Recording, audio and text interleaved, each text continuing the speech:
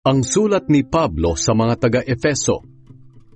Mula kay Pablo na apostol ni Kristo Jesus ayon sa kalooban ng Diyos. Mahal kong mga pinabanal sa Efeso, mga matatapat na kay Kristo Jesus. Sumainyo nawa ang biyaya at kapayapaang galing sa Diyos na ating Ama at sa Panginoong Hesukristo. Purihin natin ang Diyos at Ama ng ating Panginoong Hesukristo.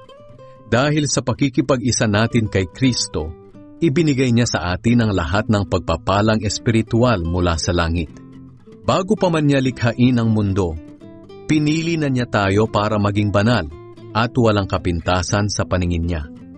Dahil sa pag-ibig niya, noong una pa'y itinalaga na niya tayo para maging mga anak niya sa pamamagitan ni Hesukristo. Ayon na rin ito sa kanyang layunin at kalooban. Purihin natin ang Diyos dahil sa kamangha-mangha niyang biyaya na ibinigay sa atin sa pamamagitan ng kanyang minamahal na anak. Sa pamamagitan ng dugo ni Kristo, tinubos tayo, na ang ibig sabihin ay pinatawad ang mga kasalanan natin. Napakalaki ng biyayang ipinagkaloob sa atin ng Diyos. Binigyan niya tayo ng karunungan at pangunawa para maunawaan ang kanyang lihim na plano na nais niyang matupad sa pamamagitan ni Kristo, pagdating ng itinakdang panahon.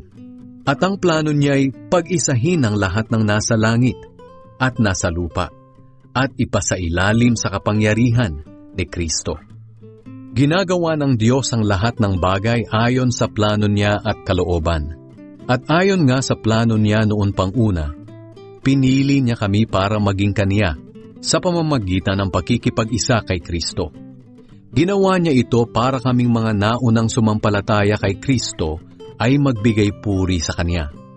Kayo man ay napabilang na kay Kristo nang marinig ninyo ang katotohanan, ang magandang balita kung paano kayo maliligtas.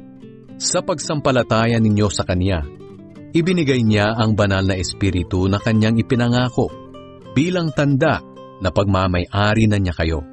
Ang banal na Espiritu ang katibayan na matatanggap natin mula sa Diyos ang ipinangako niya sa atin bilang mga anak niya, hanggang sa matanggap natin ang lubos na kaligtasan.